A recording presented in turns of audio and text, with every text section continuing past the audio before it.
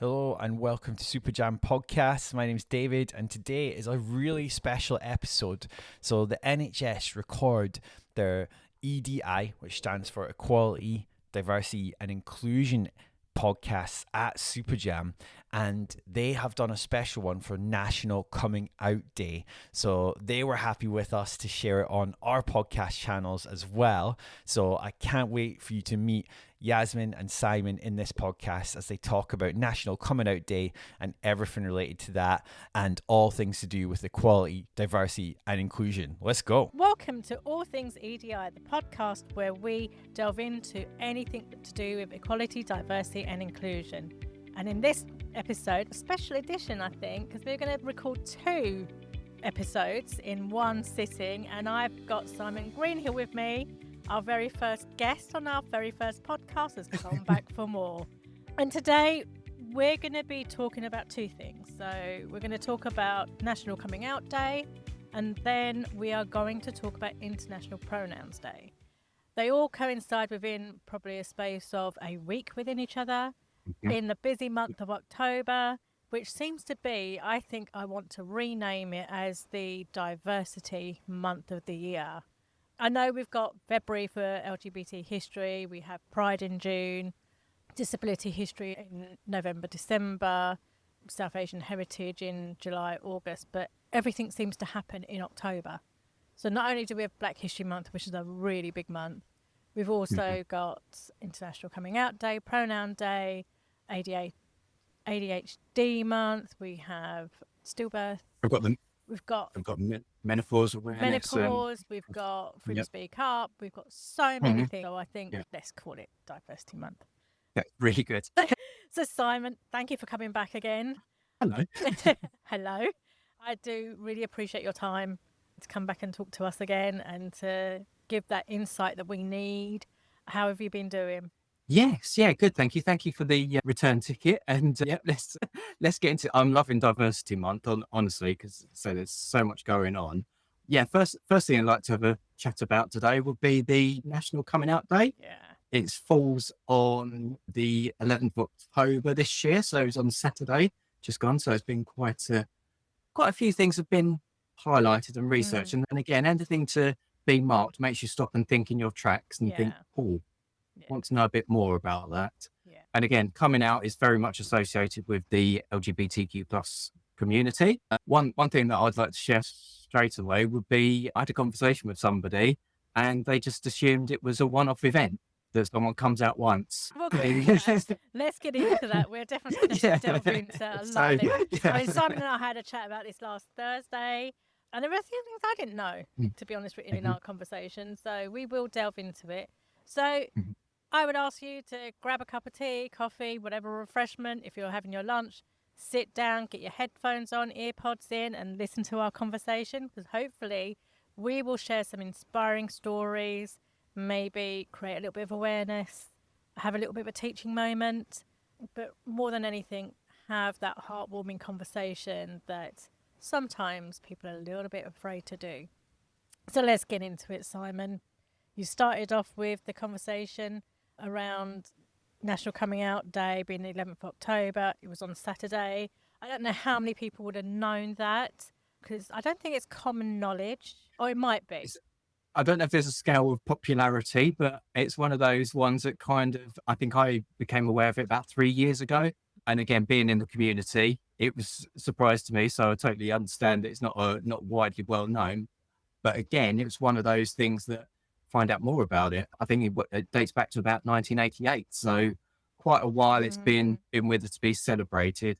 And again, came out of America. And we know October is also the month when Americans celebrate LGBTQ plus history. Oh, so as they don't do it in February then? They do it in October? No, the UK celebrates it in February because of the Section 28, which I think we spoke about in the last podcast. But yeah, that's a sort of when that was abolished, should we say? Abolished? Right. Back in 2003. Yeah, it's interesting because if they're the opposite of us. So they're doing this. October is LGBT History Month for America, Black History Month for Britain, but in February in America it's Black History Month. Yeah.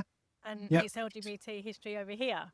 So it's very odd that they've We're the same but opposite. Flip the months a little bit.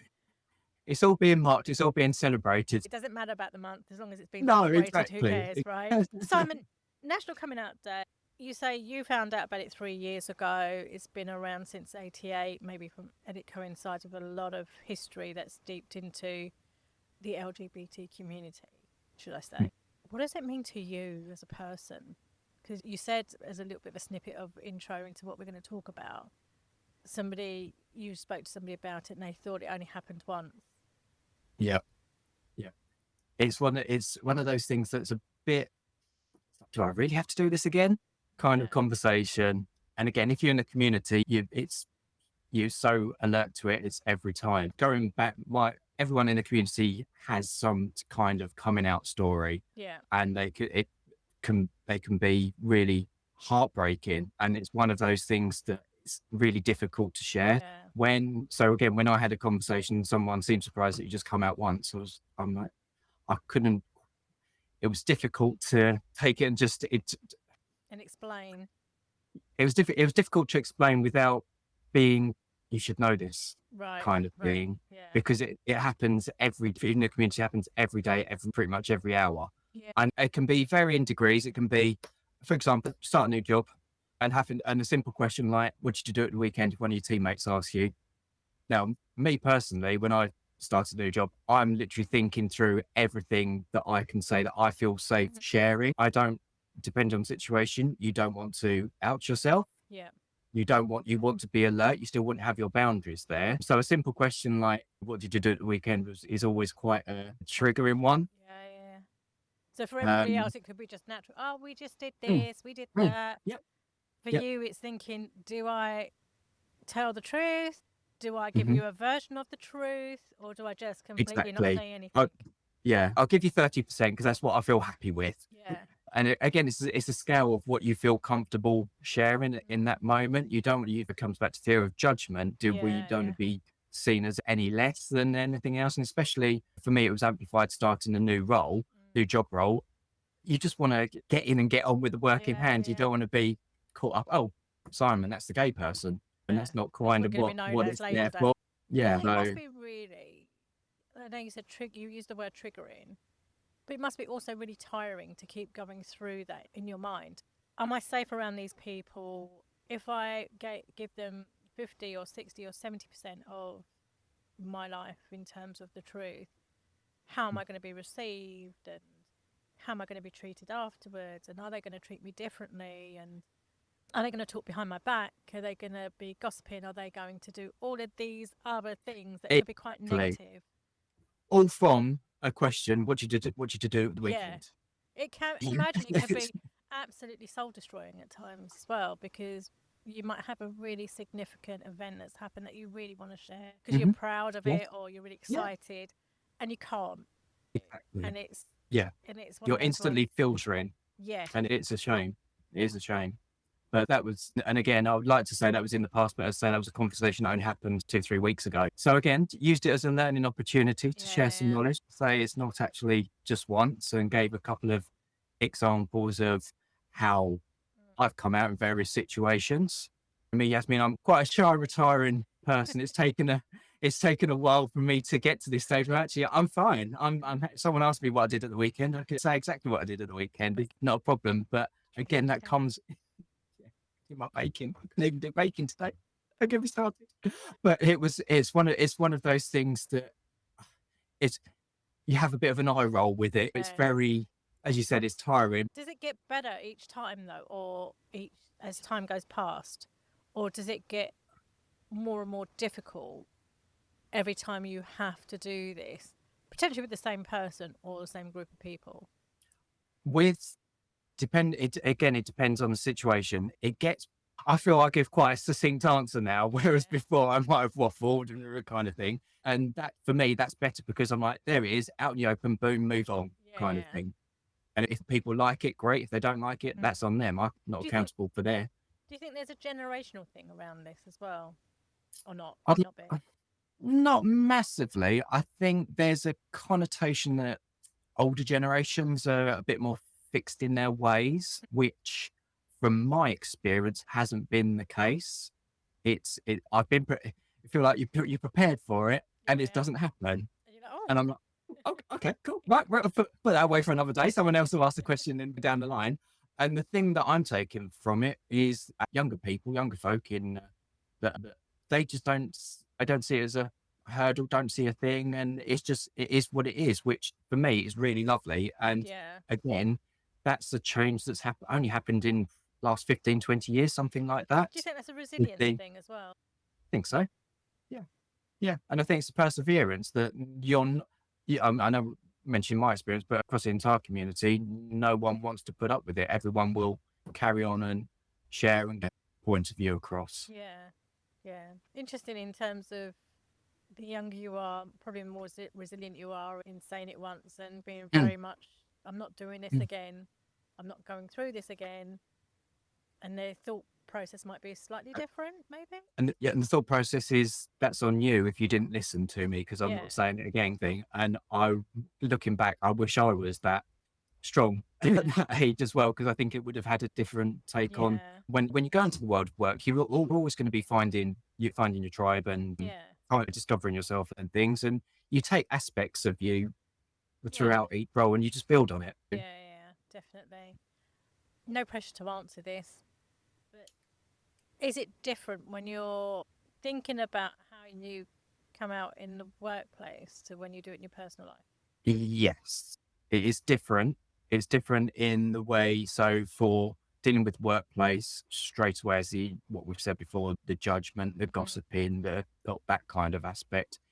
In with like friends privately, it's not as much of an issue, because if you're already friends with somebody, they probably know anyway. So it's not a great big burst out the cupboard kind of thing. It's Simon's gay. Oh right, okay. Oh, we did this at the weekend. Oh right, okay. Then walk the dog. Yeah. Things like that. It's more work thing. And as said previously, every job that I've gone through, I've taken a little bit of something from it, whether it's how I was treated, whether it's someone that showed kindness, someone that showed they need a bit of learning, and take that from it. So when I've started a new role, for example, I'm like, oh, okay.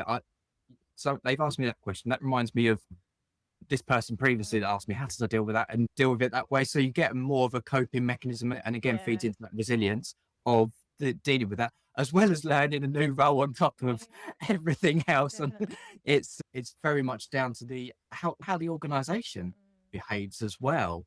We want to be our true selves at work, and to do that, you can only be honest.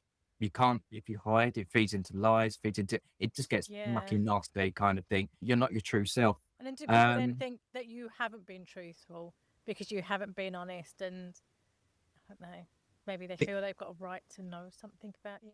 There is that. And again, it's having those, for me personally, it's having those boundaries in place that I'm happy to share 40, 50% of what I did on Saturday. Yeah. Which, oh goodness, 35, 40% is going to be exactly the same as what they did. Watch TV on the sofa, got a takeaway or something. So in that way, it's very similar. It's just having that confidence. And again, you get to, it's having that trust as well. Because if you're, for example, if you're a team leader, your team needs to respect you, get on with you. If part of that is accepting your sexuality, then that's for the team to accept, and for you as a leader to challenge any questions or provide knowledge. So in small steps like that, it really helps. But no, it's and again, when I'm going to throw in the phrase chosen family as well. You'll have your mentors, like your friends that you go to for sounding advice and things of that nature. It's one of those things that you gravitate to. It's there's knowledge. And there is an importance on having a chosen family, isn't there? There is something about them being empowering and being there organically for you, rather than being there for a vested interest in, if I give you this, you're going to give me something back. It's a genuine relationship that you build with those chosen people. Exactly. And again, it feeds back into the coming out story. If you do not have a great coming out experience, your chosen family are there for you. Yeah. And that's really important, I think. I know you and I spoke last week around this, and you spoke about one of your earlier work experiences, and I don't know if you're happy to share that with our audience so Yeah, that they I can share a little. understand I what can that share was a little. like for you. It's in I'm the working at, workplace, and yeah, and I, it's about 20%. Yeah. and I think for me, it's that Yeah. it's sharing that piece that I think when we talk about stories, real life human stories, should I say, that's where people get the most learning from, and that spark of that light bulb switching on, going, Mm. that happened for me, or that happened for Mhm. somebody I know, and that was a really good experience for them. And then they weigh that up to people that have had really bad experiences, and there's this hope that it's not always bad. Exactly. There's a lot of positivity. There's a lot of negative to go through initially, Yeah. but that literally disperses as soon as you get Mm. the positive. So yeah, when I started one of my first roles, I joined a team, and I was just me. I wasn't looking to share anything, just learn a new role and be part of a team and learn a new job and start my career, etc. And when I joined the team, there was another gay male on the team. Absolutely lovely fella. We got on. He was very flamboyant. I'm not flamboyant. And it was interesting to see how the rest of the team expected me to be flamboyant, as Mm. effervescent, and this kind of thing, because that's what they believed and been cultured to, that is, if you're gay, that's what it's going to be.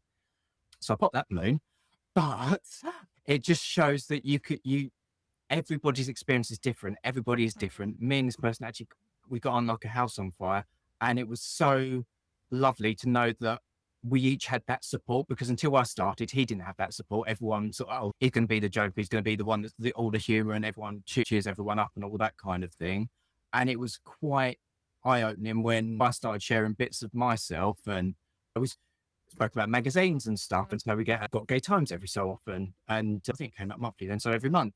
And we'd have a conversation about, and it wasn't a big thing. It was very natural and Yeah. very matter of fact. So it was quite nice to see sort of us being shared the news that was from there, sat next to people reading their tabloids, shall we say, with their. Did he know straight away, or did you tell him, or did he guess? How did That they was a how did they know? that was another thing, because again, it was a bit subject to judgment and gossip, and it's like you come in the tea room, make a cup of tea, and you think you're gossiping, and I'm like, if you want to ask me something, then just ask me. So on that occasion, I was just quite direct and said, anything you want to know, just let me know. Ask. Thing, and it's felt festered on from then, really. Mm. And I think, yeah, it was quite. I think it was quite a eye opener for people within the team how different I was. I don't like using the word different, because it's just how varied the gay personality can be, because they'd only been exposed to one sort of end of the spectrum. Yeah. Yeah. And that was something that I took forward into my next role, because by which time I was a bit more settled in who I was, found my tribe, and you build on that. It's not a hurdle. So this first person became a mentor for you in a way. Yeah, a bit And of a your confidant. We both, safety person. yeah. And it was nice to know that we You had had each other on the when we went to work. So if someone was not as polite as they should have been, or very just, Yeah. we was there to sort of deflect any Yeah. sort of attention, and share the positive stuff as well. It was really lovely. It was really lovely looking back, and honestly, it's probably only when we chat in discussion that actually you think about it, because everywhere you go, you learn a little bit. You might not feel it at the time, but when Yeah. the situation happens, you're like, oh my goodness, I remember how that. And I openly shared before, it's 15 years ago, because I wasn't confident in myself, in my sexuality. It would be a different conversation as to what it would be now. There's no, just doing a podcast today and sharing a little bit of my story, I wouldn't think Yeah. of doing 10, 15 years ago. To set you on your path to being Yeah, I think so. confident, Yeah. open, Yep. and really truly about yourself, and Yep. not Yeah, hiding. that yellow brick road spiraled out in front of me. And that was it. I was gone. Wow. You know? We're talking about the workplace. What role do you think employers and colleagues can play in creating environments where people feel safe and supported to come out and be their true selves, and not have to only give 30% of their story, or their life, if you like? we don't have to give 100% of our personal life into the workplace. We want to remain professional. But when you're with colleagues 8 hours a day and they become part of your life in terms of you're building up relationships and you know who the people is going to be, who are the ones that become your friends, if you like. What would you say employers, managers, team leaders, even colleagues, how can they help? Just being visible. If a company is more inclusive, that encourages your staff to be themselves. End of. Yeah. If you see a poster, where am I in that? Again, feeding policy, respect how people are going to be treated. Even marking days like the International Coming Out Day, it's something for people to say, actually, they're inclusive. And again, there may be employees that haven't come out Yeah. and they can see that as an opportunity. If I see myself in a poster, I'm like, oh, that person's okay. They're getting on with their job, doing what they need to do. Be like that as well. In that way, they're quite easy things to do, but quite often they're few and far between, and you have to do a bit of digging to find out. And I just think it should be forward thinking. We mentioned earlier about our younger folk not caring as much because it's part of their makeup and move on with the day kind of thing. Yeah. Having that representation in the company's ethos, in their what they stand for, will speak volumes, and it's going to show that it's forward thinking. So there's things that can be done. Do you think it could go beyond symbolic though? Because I know we have the rainbow lanyard, the inclusive rainbow lanyard. Not everybody's got one. We were trialing it for a while. And again, that's quite symbolic, isn't it? If you're wearing it, it's saying that I'm a safe person for you to come and talk to, or you could be part of that community. Is there something beyond that? Thing with the rainbow, it's been taken over by the NHS, so it's possibly not as you'd see rainbow, I think NHS rather than NHS Hall, so rather than Rainbow Safe Space. That's a little bit of a thing. So today, this has given me a platform to speak up and share a bit more about my lives of others, that kind of thing. Things like that are what's needed to take it to the next level. There's so many certificates and things that can be obtained by companies to show it and show and demonstrate and prove they're inclusive. Working with others, it's not difficult to get a speaker in from a local area for a charity organisation. Yeah, thank you. Yeah, thank you. It's just up there. Did you see that?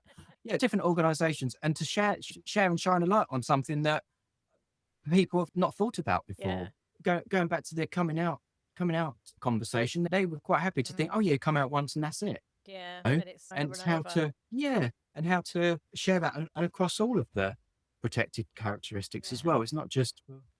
We may have staff who are not out in the workplace and not bringing even 30% to the workplace of them being their authentic self, if you like.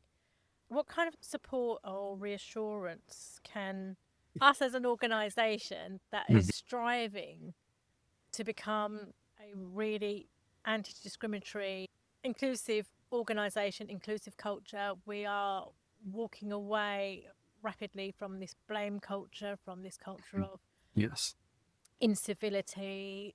What could we do? What more could we do? And how can we give that reassurance that if you really want to bring your whole self to work, it is safe to do that with us? And I know we've got the network, there's you, there's me and my team, but it goes beyond just your network, my team. It's such a vast thing, and I would encourage anyone that's listening or watching this podcast to, if there's something that needs to be addressed, to bring it to the networks. We need to, as you say, we're walking away from the blame culture, and actually it's all learning, and very much with the word, especially with this network, is showing the knowledge and sharing the knowledge, which is why I love History Month. I love History Month in the way that it's an opportunity to make people stop and think that how far we've come to where we are today, and it's having that. And I would encourage anyone that's has any questions or is not sure to reach out to us and be a starting point. Yeah. Do you think there's ever going to be a day where we just don't need to come out? We just are where we are? I'd love that. I'd love that across all protected characteristics. Just this is me. This is me. This is what you get. Yeah. There you are, kind of thing, and not have to have beads of sweat coming down my forehead when someone's asked me a question that should be quite straightforward to answer Yeah. about what I mean, weekend. that's the difficulty, isn't it? They're asking you a really simple question. How was your weekend? For you, for me, to some degree, to anybody, to some degree, that's a really easy question to answer. I did this at the weekend or didn't do whatever at the weekend. But for you, it's steeped in a shroud of complexity that you're having to think about what am I going to say? What am I going to say? Is it safe? How am I going to be received? And it's Are you- challenging, yeah. challenging the assumptions that have been made as well. Yeah. When I was, even in my Saturday job back in the day, working with the culture there, there is no way I would even think of saying anything about Right. myself. And to go from that sort of, so the 0% through to getting there 50, 60%. And now I'm 100%. I've got nothing I mean, to. to most people who don't have to come out continuously, for those individuals, they're probably sitting there going, why is it so complicated? Why is it that way? Because I don't have to think about it in that kind of way. I don't have to think about all of these things that's going through your mind. Is it you that's making this more complicated, or is it the reality that's what the environment makes it more complicated for you? My initial answer is good for them. They haven't got any of those worries. They're good for you. Yeah, I'm really pleased for you. However, with it's society, it's assumption, it's background, it's all of these things all piled together, and you're constantly fighting that to say this is who I am. And even when you say this is who I am, you're still met with judgment, gossip. And so even though you're jumping those hurdles, you're still having to. There's more being thrown out in front of you. The stereotype that goes with it as well. Oh, but you don't look. Oh my goodness, gay. yes. Or do you? Oh, my friend down the road is gay. Do you know them? Do you not get that one? Yeah. Oh yeah, all the time. Oh, you must. Yeah. And it's surprising who asked that question actually, which quarters that comes from as well. But yeah, you must know them. Yeah. I'm sorry, your gay does only so much, but you want to know absolutely every and anyone there's a lot of us about. There's quite a few to. You're multiplying. Apparently, yeah. And again, this is a feeding into the coping mechanism of humour, because if someone comes and asks a question, they've come with a fixed stance, and I'll try and sort of dissipate that with that thrown in. There is a seriousness to this, isn't there? To coming out, National Coming Out Day. There is a seriousness to it. It's there. It's been a commemorative day for a reason, because it's not an easy thing to do, because it's not straightforward, because it's not just the one time. It's multiple times, potentially in the same day, week, month, year, and you're having to choose to who, and it's not just the who, it's the where, isn't it? It's also the where you are, because what time. Just because it's good for them to know if I'm of a persuasion doesn't mean it's perfect for me to share that information as well. So do you also go through that whole thing where it could be in a social setting and you're looking around going, is this whole environment that I'm in safe for me to say this? Where's the nearest exit? What are people like? Are they going to be quite offended? Are they going to get quite dangerous? Are they going to be hostile towards me? And the surroundings, and they're all things to be aware of and consider, especially again, for example, if I'm invited to speak at a team meeting within work, I know I'm going to be accepted. Yeah. I still know there's going to be people that are listening. Think, oh, that's all right, Simon. I don't need to know that. That's not for me. Yeah. So there's still, even in a work situation as well as a social, that you're still conscious of your surroundings. I present as, in essence, a straight man, got a beard, masculine kind of thing.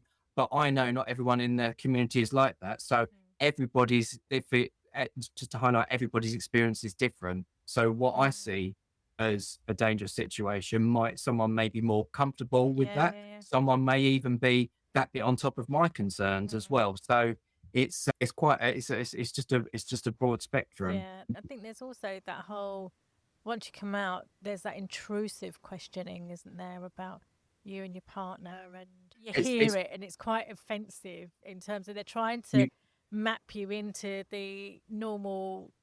pop you into a little box and try and ascertain and think, Yeah, oh, you're like so, oh, you're like our friends down the road kind of thing. Oh, yeah, you're yeah, you're with them kind of thing. But again, with the intrusive questions, it's having the confidence to say, I'm not going to answer that, and and being quite, or however you wish to term it. yeah, Again, because my go-to is, would you ask a straight person that? yeah, yeah, And to try and twist it round that way to try and get the other party to think and just be kind. It's and break out of those labels. We love a label, and we're not going to have a label put on us. I think You people you put can ask labels on people just to make it easy for them, not for you. I think exactly, it's just, exactly. I'm not here for your yeah, for your entertainment. yeah. Thank you. Yeah, I'm not here for your entertainment. I'm here as a person. I'm here to be respected and listened to. And if you can't do that, I question whether you Yeah, I should be there. yeah, But again, that comes with time. And if I could tell my younger self that it does get better, hmm, that is an example I would give. yeah, But don't be afraid to stand up. And if you think something, if you don't want to answer something, or if you think someone's pushing buttons, yeah, yeah. kind of thing, that's not the way to go about it, and they won't learn. Yeah, for sure. Before we wrap this episode up, or part one of this episode up, shall I say, what would you tell your younger self around coming out? I would deep breath. Yeah. First of all, I'd file it under. It does get better. Yeah, It may not seem it at the time, but honestly, that person that person you reach out to, that mentor, that help, they will help, and it will get better. And I don't speak in cliches, but you can't keep all this fabulous in one little closet. so what you are telling And me there's is that you're not related to Julian Clary in any kind of way, or you don't know him as your best friend. no, and Okay. again, come back to role models, being confident to Yeah. be. If someone thinks you go, oh, when I was But the growing role up, models Julian on Perry was a TV friend were to me. very camp, weren't they? Back Yeah, in the day, they were yep, always yep, very outrageously camp. I'm mm, thinking of the guy from the Carry On. What's his name? mm. Somebody, Got Nick Kenneth Williams Williams. and, Yeah, he was really camp, and you had and all of these characters that kind of played up to it. And then in exactly. Hollywood, you had these actors that played it so down that you didn't Mhm, until something had happened to them or somebody had outed them, and suddenly you're going, "Oh, mm, I would never yep, have guessed because they're not ex- like the ones I normally see on TV." precisely. It's been quite noticeable in the last 10, 15, even the athletes and Yeah, yeah, little by little. It's probably, I think we're talking ourselves into another podcast. So keep this we theme for are. We another are. time. You know, But, we well, are definitely, because I know football. mm, I did it. I mean, this is going back probably about 16, 17 years ago. I mhm, did EDI training for the Premier League's football clubs. I'm not okay, into football. I didn't know who they were. It wasn't in big football grounds. It was in their training places that they go to train every day. And you couldn't even mention it to them. It was just never, mm, it was just never a mm. thing. Not us footballers, no. Very, and I don't know if it has got better in that sporting field or accepted more, but I don't think they talk about it as much. No, Focus and on. most from what I'm aware, most footballers come out after they've left the game, Yes. so it won't impact on their career Yeah. and things of that nature, which is desperately sad because obviously they're not being themselves while they're being Yeah. adored by the public and supporters, etc. But yeah, role models. There's so many more positive role models Yeah. now Yeah. than there were 15, 20 years ago as well. So again, that has an impact that if Mm. someone does ask a question in a rude way or just presses your buttons, you're like, actually, I'm just as good Yeah. as XYZ. Yeah. Yeah. Definitely. And I So, think that coming out story for that individual to do it once, you shouldn't have to do it once, but if you do, once should be enough. It shouldn't be over and over and over and over. And it shouldn't be a case of, I feel like I'm being pushed into it. exactly. It should be personally, it should be at Choice. when I want to share it. It's not a topic Yeah. for to be gossiped about or judgment passed. It's for me to share. And I'll share that when I'm comfortable. We know some of us coming out stories aren't as good, some are good. home life as well as work life, and I didn't think I quite appreciated that. Although it's the same thing, it's doing it again and again, and that tiring effort Mhm. to having to do that, or pressure to do that. But Reliving that trauma if it's living it, traumatic, etc. absolutely. And some To be people's coming unfair. out stories can be quite traumatic. And so, I had just very quickly, I have a friend. I see him every couple of years, and we pick up like we seen each other yesterday kind of thing. And the first time he told me about his story, I was heartbroken for him. Mhm. I think he got found out about 15, found out or something or another from a really staunch Catholic family. And his parents didn't take it well. They took him to the priest of the church because they thought this is not right. When they couldn't do anything, they had him sectioned. This is going back in the 70s. A young desperate man, unfair. desperate, Mm. had him sectioned, and he had electric shock therapy to shock it out of him. And when that didn't work, they turned his back on him and threw him out at the age of 16, 17. So he had to find his path in his life. I don't think he ever forgave his family for the way they treated him. They did reconcile many years later, but I don't think he ever forgave or forgot. And for him, he's got a lovely life. He's now retired with his husband and his dogs, many dogs. I lose count. But his story, he was telling me, wasn't unheard of. Yet his partner's story was the complete opposite. Whereas my friend was severely abused because of it and punished, and And that's so, how he thought about parenting. exactly. Yeah. So I think there are some people that do go through absolutely traumatic times trying to come out. And I think for them, I don't know, correct me if I'm wrong here, Simon, those are the ones we need to wrap around and go, you're okay, you're safe here. Exactly. You can be who you are. You're not going to be vilified or No ridiculed fear of or judgment. abused or judged or And anything. your chosen family, whether Yeah. it's mentors and Yeah. everything, that's when that comes into play. Yeah. And yes. Yeah. So in your words, find your tribe. Yep, find your tribe. Get your Find your tribe. I don't know if that's family. copywritten that I'm using. I don't care. Find your But tribe. find Get your your tribe. chosen Find your people, family. and that's it. And they will look after you, and you'll look after them. And again, it is paying it forward all Yeah. the time as well. Yeah, definitely. So Well, Simon, thank you for giving us that introduction to National Coming Out Day. I'm sure Thank you. we will have in future years more conversations around this as we get more and more into it, celebrate it. understand the knowledge behind it, Understand it, yeah. and examples. Again, everyone have their own take on it as well. So encourage everyone to speak up and share. So Yeah. get involved. It's been Thanks, lovely. Simon. Thank And you. Thank you. see you in part 2. Part 2.